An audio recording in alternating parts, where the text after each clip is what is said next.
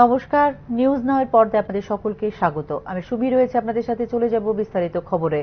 কোনো ইস্যু নেই বিরোধীদের কাছে, তাই তারা বিভ্রান্ত করে চলেছেন সাধারণ মানুষকে। রবিবার এই ভাষাতে বিরোধী সিপিআইএম এবং কংগ্রেসকে আক্রমণ করেন মুখ্যমন্ত্রী ডক্টর মানিক সাহা। এক্ষেত্রে রাজনীতির পরিভাষা পাল্টে দিয়েছেন প্রধানমন্ত্রী নরেন্দ্র মোদী বলে উল্লেখ করেন মুখ্যমন্ত্রী ডক্টর মানিক সাহা।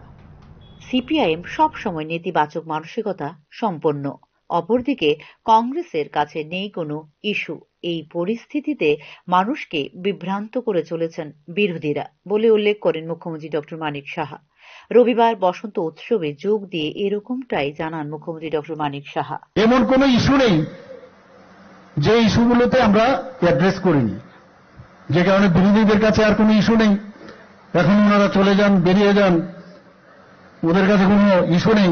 সামান্য একটা কথা শব্দটাকে টুইস্ট করে তার উপর ভিত্তি করে বেরিয়ে গেছেন, কারণ জানে ওনাদের স্টক শেষ, কি বলবে। আবার আমার কাছে অদ্ভুত লাগে, আমি আহ্বান করলাম আসুন বসুন তারপর বলুন। মানে সবসময় একটা নেগেটিভ টক করার যে একটা বিষয়, যে মুখ্যমন্ত্রীকে ধন্যবাদ যে উনি যে আমন্ত্রণ করেছেন, কিন্তু মনের থেকে করেছেন কিনা জানি না। অদ্ভুত, এই কি অদ্ভুত। মানে বলা, তাহলে আমার মন খুলে আমার হৃদয় দেখিয়ে বলবো আসুন আমার হৃদয় দেখে যান। মানে প্রতিটা কথার মধ্যে নেগেটিভ। আর কংগ্রেসের তো কথা বলে লাভই নেই, লম্ফ জম্ফ নানা রকম এমন সব অ্যাক্টিভিটি করে বলে কি বলবো আর ওদের। এই হচ্ছে রাজনীতি। আমরা এই ধরনের মানসিকতা সম্পন্ন বিরোধীদের কারণে সমাজের ক্ষতি হয়েছে, অনেক হয়েছে খুন সন্ত্রাস। এখন জনসমর্থন হারিয়ে ফেলেছে বিরোধীরা, নোটার সঙ্গে কম্পিটিশন করছে তারা।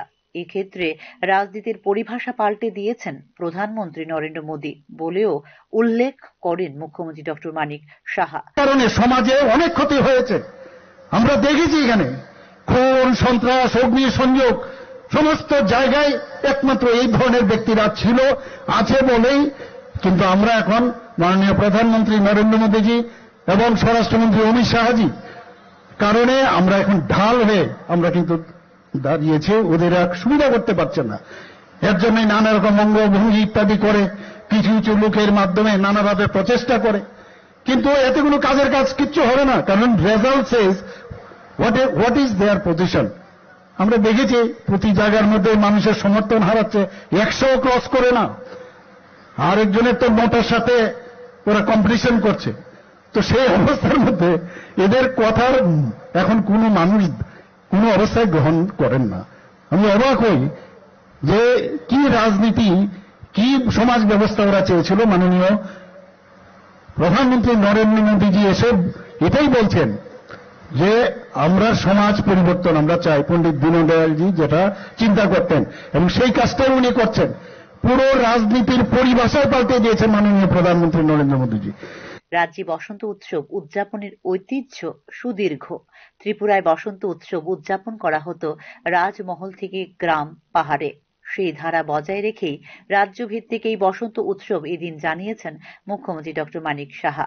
এই দিনের বসন্ত উৎসবে হোলির গান ও নৃত্য পরিবেশন করেন জাতি জনজাতি গোষ্ঠীর শিল্পীরা। আগরতলায় বেসিক ট্রেনিং কলেজ মাঠে অনুষ্ঠিত হয় এই বসন্ত উৎসব। Bureau report, News Now. দুর্নীতিকে কোনোভাবে প্রশ্রয় দেয় না বর্তমান রাজ্য সরকার বলে আবারও একবার স্পষ্ট ভাষায় জানিয়েছেন মুখ্যমন্ত্রী ডক্টর মানিক সাহা। এক্ষেত্রে অনেকে অনেক রকম ভাবে বিভ্রান্তি ছড়াবার চেষ্টা করেন বলে মন্তব্য করেন মুখ্যমন্ত্রী ডক্টর মানিক সাহা। রবিবার সিটি সেন্টার ব্যবসায়ী সংঘের উদ্যোগে আয়োজিত 120তম প্রধানমন্ত্রীর মন কি বাত রেডিও প্রোগ্রাম অনুষ্ঠানে অংশ নেন মুখ্যমন্ত্রী ডক্টর মানিক সাহা। প্রধানমন্ত্রী নরেন্দ্র মোদী যেমন প্রশ্রয় দেন না দুর্নীতিকে, ঠিক তেমনি দুর্নীতিকে প্রশ্রয় দেয় না বর্তমান রাজ্য সরকারও বলে আবারও একবার জানিয়েছেন মুখ্যমন্ত্রী ডক্টর মানিক সাহা। এক্ষেত্রে অনেকেই অনেক রকম ভাবে বিভ্রান্তি ছড়াবার চেষ্টা করেন বলেও এদিন মন্তব্য করেন মুখ্যমন্ত্রী ডক্টর মানিক সাহা। এই যে করাপশন, যে মাননীয় প্রধানমন্ত্রী যেতে চান না, আমাদের সরকারও কোনো করাপশনের সাথে জিরো টলারেন্স, যে যাই বলুক কোনো করাপশনের সাথে আমরা কিন্তু আপোষ করি না, এতটুকু বলতে পারি। অনেকে এই বিষয়ে অনেক ধরনের কথা বলে, কিন্তু কোনো ইস্যু নেই, নানা রকম ভাবে বলার চেষ্টা করে, কিন্তু লাভের লাভ কিছু হবে না। মানুষ জানে আমরা চাই আগামী দিন মাননীয় প্রধানমন্ত্রী যেভাবে আমাদের মার্গদর্শন করুক, আমরাও যেমন ওনার মার্গদর্শনে আমরা কিছু শিখব এবং আগামী দিন সমাজের জন্য আমরা কিছু করতে পারবো, রাজ্যের জন্য আমরা কিছু করতে পারবো, সেই কাজটা আমরা করছি। রাজ্যে বিভেদ সৃষ্টির চেষ্টা হয়, বিবিধতার মাঝেও আমরা সবাই এক, এই বিষয়টি প্রতিষ্ঠা করাই সরকারের মূল লক্ষ্য বলে এদিন জানিয়েছেন মুখ্যমন্ত্রী ডক্টর মানিক সাহা। এখানে আমরা জাতি জনজাতি সবাই মিলে, আপনারা দেখেছেন বিভিন্ন সময় বিভিন্ন ঘটনা হয়, একটা বিভেদ সৃষ্টি করার মধ্যে চেষ্টা করে অনেক লোক, কিন্তু আমরা চেষ্টা করি এই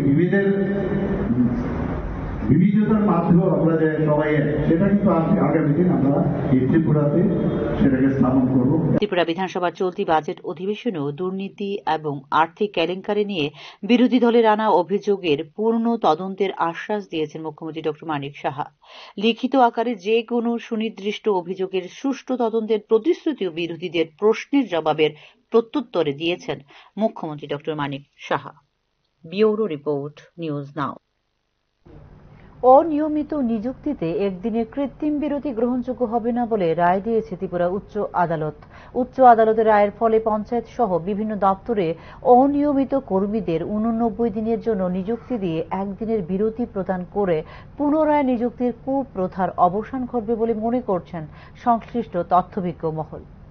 অনিয়মিত নিযুক্তিতে একদিনের কৃত্রিম বিরতিকে অগ্রাহ্য করতে নির্দেশ দিয়েছে উচ্চ আদালত। একই সাথে রিট আবেদনকারীকে নিয়মিত চাকুরির সাথে অনিয়মিত নিযুক্তিকালের 50% যুক্ত করে পেনশন সহ অন্যান্য অবসরকালীন আর্থিক প্রাপ্য প্রদান করার জন্য রাজ্য সরকারকে নির্দেশ দিয়েছেন উচ্চ আদালতের বিচারপতি টি অমরনাথ গৌর। সমাজ কল্যাণ ও সমাজ শিক্ষা দপ্তরের অধীন ত্রিপুরা সমাজ কল্যাণ উন্নয়ন পর্ষদের করণিক রিট আবেদনকারী অবসরে যান 31 জানুয়ারি 2020 সালে। রিট আবেদনকারী অস্থায়ী কর্মী হিসেবে পর্ষদে যোগ দেন 31 ডিসেম্বর 1987 সালে। পরবর্তী সময়ে 1 ফেব্রুয়ারি 2011 সালে করণিক পদে যোগ দেন তিনি। অবসরে যাওয়ার পর পেনশন, গ্র্যাচুইটি ইত্যাদি নির্ধারণ করা হয় শুধুমাত্র নিয়মিত চাকুরির ভিত্তিতে। অনিয়মিত নিযুক্তি পর্বের 50% নিয়মিত চাকুরির সাথে যুক্ত করে পেনশন সহ বিভিন্ন অবসরকালীন প্রাপ্য নির্ধারণ করাই ছিল রাজ্য সরকারের সিদ্ধান্ত। অনিয়মিত নিযুক্তির 23 বছরে 50% হিসাবের মধ্যে না আনার ফলে পেনশন ও অবসরকালীন প্রাপ্যের ক্ষেত্রে বিরাট আর্থিক বঞ্চনার সম্মুখীন হন রিট আবেদনকারী। এর বিরুদ্ধে রিট মামলায় সুবিচার আবেদন করেন তিনি। এদিকে রিট আবেদনকারী 23 বছর একটানা অনিয়মিত কর্মী হিসেবে কাজ করেননি বলে উচ্চ আদালতে হলফনামা জমা দিয়ে জানায় সরকার ও রাজ্য সমাজ কল্যাণ পর্ষদ। 89 দিনের জন্য নিযুক্তি দেওয়ার পর একদিনের বিরতি দিয়ে পুনরায় 89 দিনের জন্য নিযুক্তি, এইভাবে 23 বছর অনিয়মিত কর্মী হিসেবে কাজ করেছেন রিট আবেদনকারী। এই কারণে অনিয়মিত কর্মীর 23 বছর মেয়াদের নিয়মিত চাকুরির সাথে পেনশন ও অন্যান্য অবসরকালীন সুবিধার জন্য যুক্ত করা যাবে না বলে হলফনামায় জানিয়েছিল রাজ্য সরকার।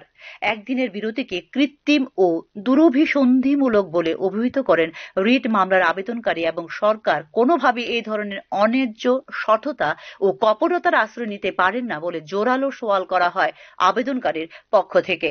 উভয় পক্ষের শুনানির পর প্রদত্ত রায়ে সুপ্রিম কোর্টের একাধিক রায়ের নজির উল্লেখ করে উচ্চ আদালত এক্ষেত্রে অনিয়মিত নিযুক্তি পর্বের একটানা ও বিরতিহীন ধরে নিয়মিত চাকুরির সাথে অনিয়মিত চাকুরির 50% যুক্ত করে পেনশন ও অন্যান্য অবসরকালীন সুবিধা প্রদান করতে নির্দেশ দিয়েছে ত্রিপুরা উচ্চ আদালত।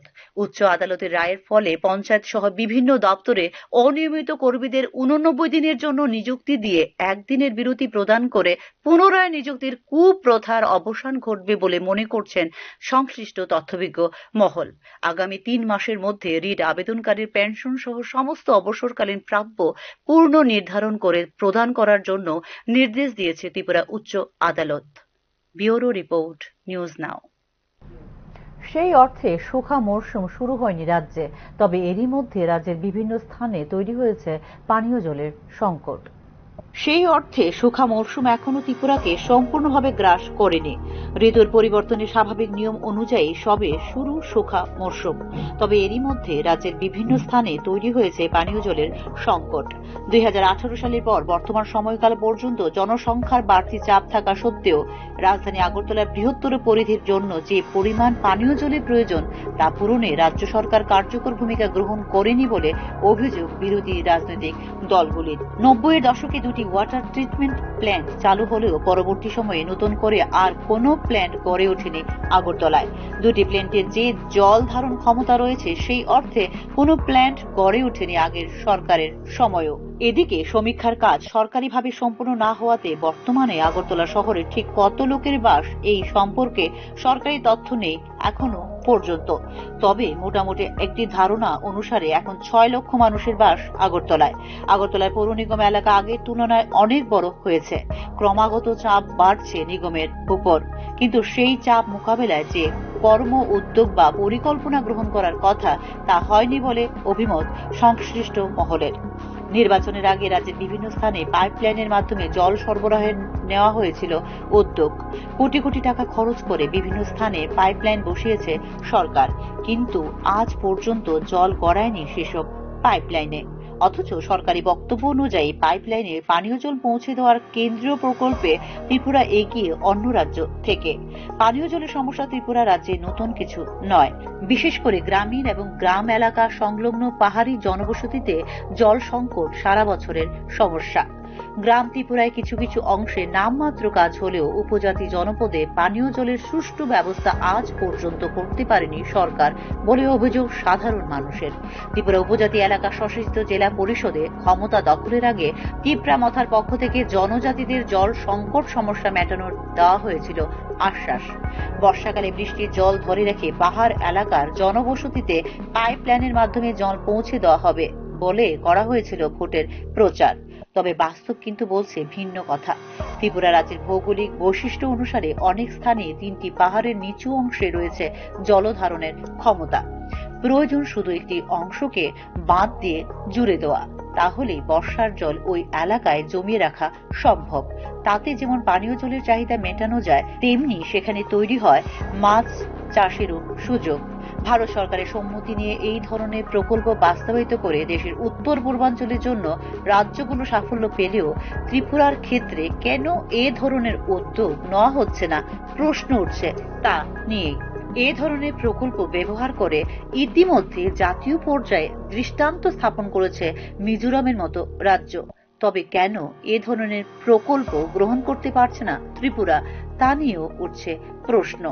পানীয় জলের সংকট মোচনে কি প্রকল্প নেওয়া হয়েছে এবং সেই সব প্রকল্প এখন কোন পর্যায়ে আছে সেই বিষয়গুলো নিয়েও কোনো স্পষ্টীকরণ না থাকায় স্বাভাবিকভাবেই প্রশ্ন উঠছে সরকারের ভূমিকা নিয়েও। ব্যুরো রিপোর্ট, নিউজ নাও। অবৈধ মাদক এবং গাঁজার রমরমা বাণিজ্য গড়ে উঠেছে ত্রিপুরায়। এই ক্ষেত্রে গত 2 বছরে শতাধিক মহিলা সহ মোট 1797 জনকে গ্রেপ্তার করা হয়েছে বলে সর্বশেষ রিপোর্টে জানিয়েছে স্বরাষ্ট্র দপ্তর। অবৈধ ড্রাগ পাচার এবং গাঁজা চাষের সাথে জড়িত থাকার অভিযোগে 2023 সালের মার্চ মাস থেকে 2025 সালের ফেব্রুয়ারি মাস, এই 2 বছরে মোট 1797 জনকে গ্রেপ্তার করা হয়েছে রাজ্যে। এদের মধ্যে রয়েছে 1626 জন পুরুষ এবং 171 জন মহিলা। সর্বশেষ রিপোর্টে কথা জানিয়েছে রাজ্যের স্বরাষ্ট্র দপ্তর। স্বরাষ্ট্র দপ্তরের সর্বশেষ রিপোর্ট অনুসারে 2023 সালের মার্চ মাস থেকে 2025 সালের ফেব্রুয়ারি পর্যন্ত ত্রিপুরার বিভিন্ন থানায় মাদক দ্রব্য সংক্রান্ত মামলা দায়ের করা হয়েছে 994টি। এই সময়কালে এনডিপিএস মামলার সাথে সম্পর্কিত 1445টি চার্জশিট জমা দিয়েছে পুলিশ। মাদক ও গাঁজা চাষ, ব্যবহার এবং চোরাচালানের সাথে জড়িত ব্যক্তিদের জন্য 10 বছর পর্যন্ত সশ্রম কারাদণ্ডের বিধান রয়েছে, যা বর্ধিত হতে পারে 20 বছর পর্যন্ত। তাৎপর্যপূর্ণ বিষয় হল 2022 সাল থেকে 2024 এই 3 বছরে সরকারি পরিসংখ্যানে 1.54 লক্ষ কেজি গাঁজা উদ্ধার করেছে পুলিশ। এছাড়া 4.82 লক্ষ নিষিদ্ধ কাশির সিরাপের বোতল, 25.01 লক্ষ ইয়াবা ট্যাবলেট এবং 5853.94 হেক্টর জমিতে ছড়িয়ে থাকা গাঁজার গাছ ধ্বংস করা হয়েছে বলে জানিয়েছে রাজ্য স্বরাষ্ট্র দপ্তর। ত্রিপুরার সাথে বাংলাদেশের 856 কিলোমিটার আন্তর্জাতিক সীমান্ত রয়েছে, যার মধ্যে স্থল ও নদী সীমান্ত রয়েছে, যার বেশিরভাগ অংশই কাঁটাতারের বেড়া দিয়ে আচ্ছাদিত। তবে স্থানীয় বিরোধের কারণে এখনো পর্যন্ত প্রায় 7 কিলোমিটার এলাকায় সম্ভব হয়নি কাঁটাতারের বেড়া দেওয়া। এক্ষেত্রে প্রধান আন্তঃসীমান্ত অপরাধের মধ্যে রয়েছে মানব পাচার, অস্ত্র পাচার, মাদক পাচার, গবাদি পশু এবং অন্যান্য পশু পাচার, যা নিয়ে উদ্বিগ্ন কেন্দ্রীয় স্বরাষ্ট্র মন্ত্রকও।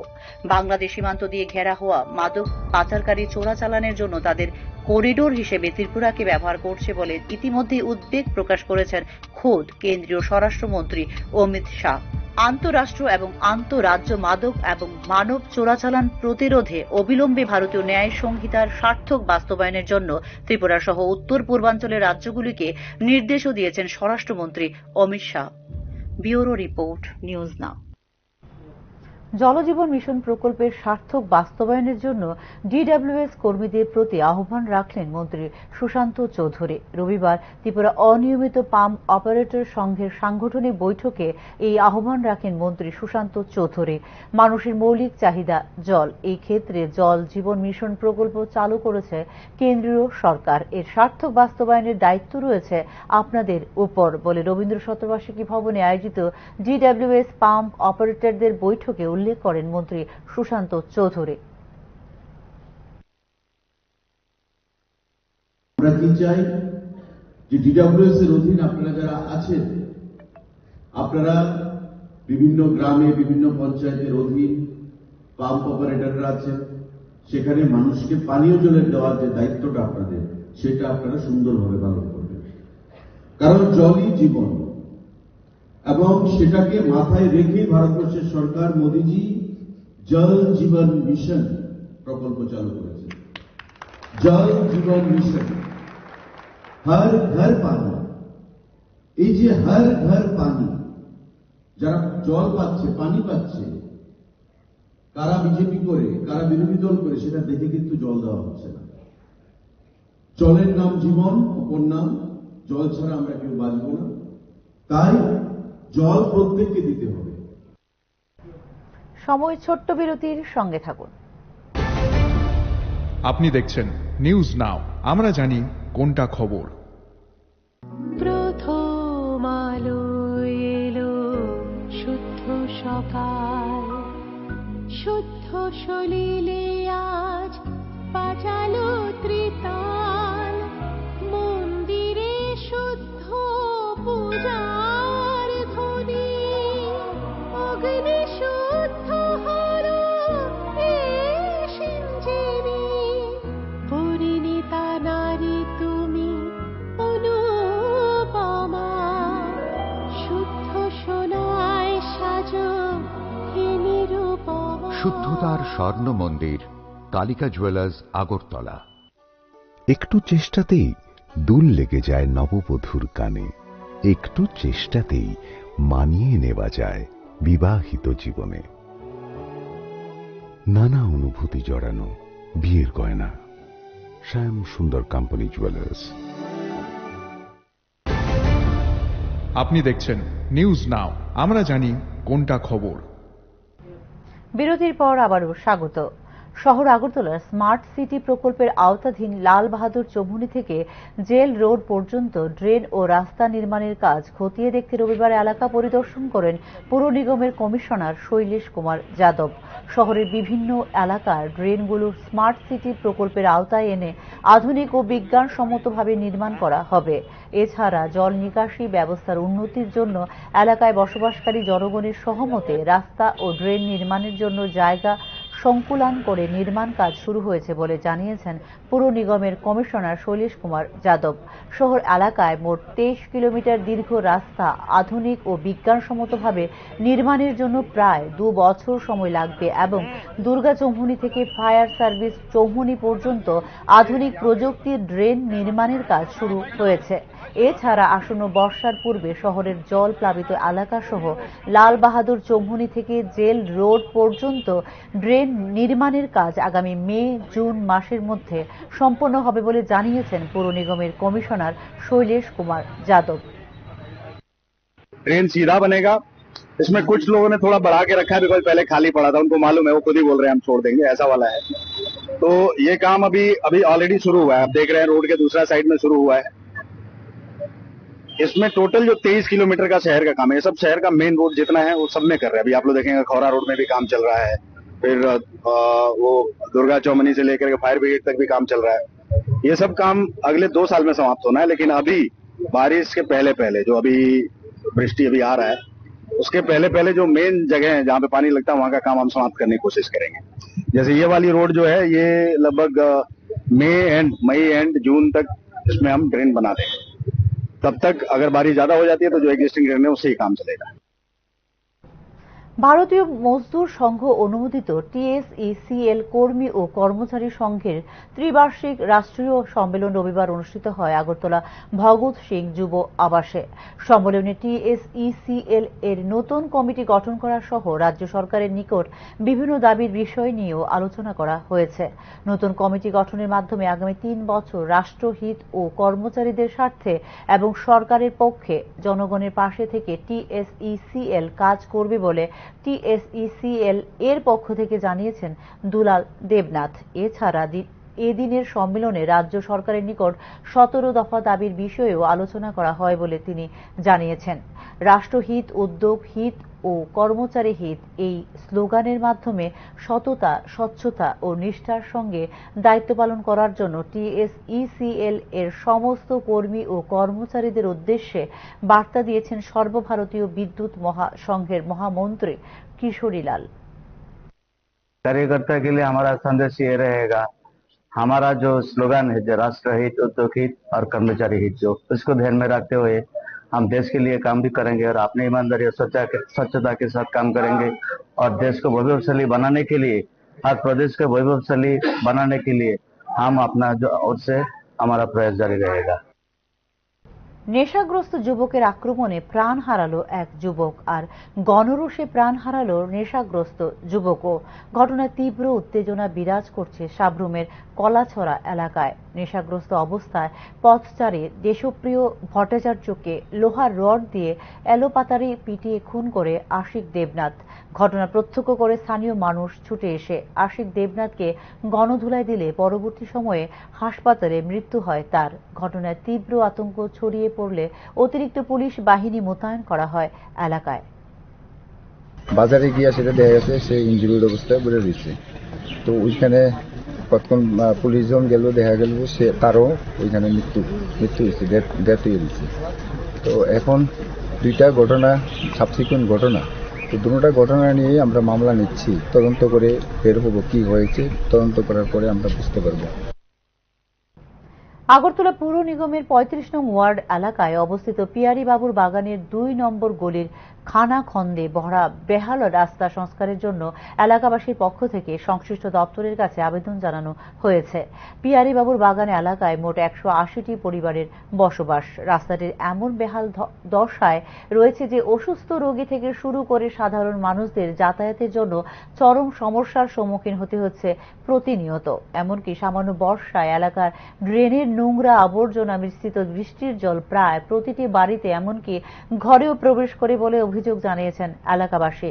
রাস্তাটি সংস্কারের জন্য এলাকার কাউন্সিলরের কাছে আবেদন জানিয়েও কোনো সুরাহা হয়নি। তাই আসন্ন বর্ষায় পূর্বে এই পিয়ারি বাবুর বাগানের 2 নং গলির রাস্তাটি অতি সত্বর সংস্কার করার জন্য রাজ্য সরকার সহ সংশ্লিষ্ট দপ্তরের নিকট আবেদন জানিয়েছে এলাকাবাসী। আমাদের 35 এএমসি ওয়ার্ড নাম্বার 35 আমাদের পেরিবাবুর বাগানের দ্বিতীয় গলি, প্রথম গলির রাস্তাটা এরকমই, প্রত্যেকটি আপনি দেখে যান প্রত্যেকটি কম বেশি অবস্থা, কিন্তু এই দ্বিতীয় গলির অবস্থাটা সবচেয়ে বেশি করুন। প্লাস এটা ঢালু, উনি বললেন এই রাস্তাটা আগে দুটো রাস্তা থেকে ঢালু, যার জন্য এই বিগত বর্ষাতে সমস্ত জল আমাদের এখানে চলে এসেছে প্রায় প্রত্যেকটি বাড়িতে, অনেক বাড়িতে তো খাটু অব্দি জল চলে এসেছে। এই সমস্যাটা আমরা ওয়াটার লগিংটা দীর্ঘদিন ধরে ভুগছি, তার সাথে রয়েছে এই রাস্তার এই অবস্থা। এই আমাদের বক্তব্য, আমাদের অনুরোধ মাননীয় মেয়র মহাশয়কে, মাননীয় কর্পোরেটর মহাশয়কে এবং দপ্তরের মন্ত্রীকে যেন আমাদের এই রাস্তার কাজটা খুব সহসা ধরা হয় আমাদের এবং এই অবস্থা থেকে পরিত্রাণ দেওয়া হয়।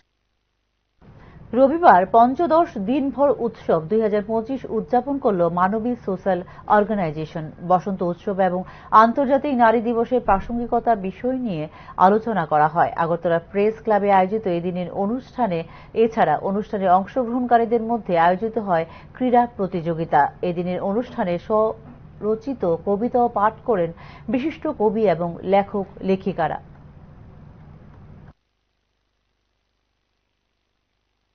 ক্রীড়া খাতে পর্যাপ্ত অর্থ বরাদ্দ সত্ত্বেও বিশেষ করে জাতীয় পর্যায়ের ক্রীড়ায় ত্রিপুরার সাফল্য কতটুকু তা নিয়েই উঠছে প্রশ্ন। এই ক্ষেত্রে পরিকল্পনাহীনতার অভাব রয়েছে বলেই মনে করছেন ক্রীড়া বিশেষজ্ঞ মহল। ক্রীড়া খাতে প্রতি বছর বাজেটের পরিমাণ লাফিয়ে লাফিয়ে বাড়লেও রাজ্যের খেলাধুলার উন্নয়ন আদৌ কতটা হচ্ছে? চারদিকে শুধু নতুন নতুন ক্রীড়া পরিকাঠামো গড়ে তোলার কাজ চললেও এতে খেলাধুলার উন্নয়ন আদৌ হচ্ছে কোথায়? সম্প্রতি উত্তরাখণ্ডের জাতীয় গেমসের ফলাফলে তা প্রমাণিত হলো ফের একবার। পরিকল্পনাহীনতার অভাবে খেলাধুলার এই দুরবস্থা বলে অভিজ্ঞ মহলের অভিমত। ক্রীড়া দপ্তরের পাশাপাশি ত্রিপুরা ক্রীড়া পর্ষদ, ত্রিপুরা স্কুল স্পোর্টস বোর্ড এবং ক্রীড়া পর্ষদের অধীনস্থ বিভিন্ন ক্রীড়া সংস্থাগুলো এর জন্য সমানভাবে দায়ী বলে অভিমত সংশ্লিষ্ট মহলের। এছাড়া রাজ্য অলিম্পিক অ্যাসোসিয়েশনগত সমস্যা এক্ষেত্রে কাজ করছে অনুঘটকের মতো।